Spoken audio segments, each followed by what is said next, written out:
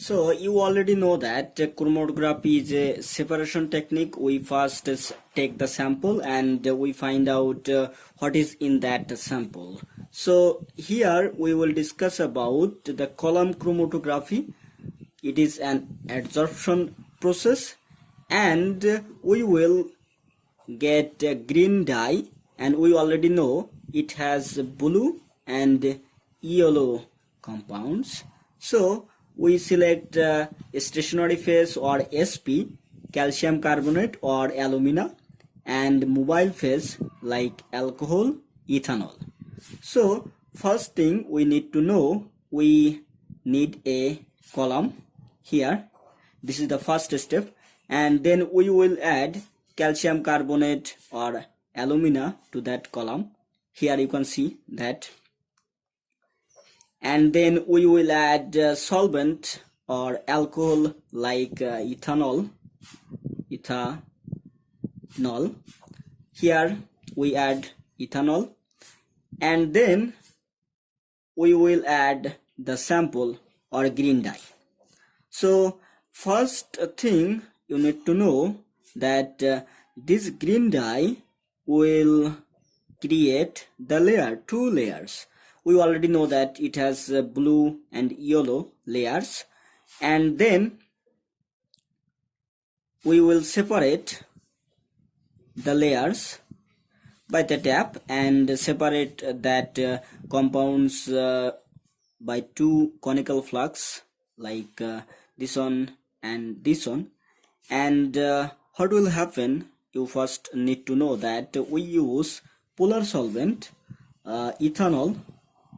So we already know that like dissolve like, so ethanol is a polar solvent, and this blue compounds is polar too. So first the compound is separated by that ethanol is polar and it will be blue, and the second one will be yellow because it has less polarity or non-polar. So the second conical flux will contain the non-polar solvent yellow, and thus we will separate that green dye in two conical flux, this one and this one. But how we will separate that this one is blue and this one is yellow? First thing you need to know, here when you add the sample, you must count the time, and when we separate that, separate that sample here, we will again count time.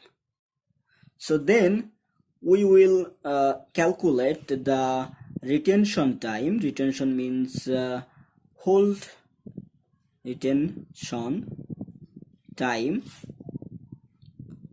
TR, equal to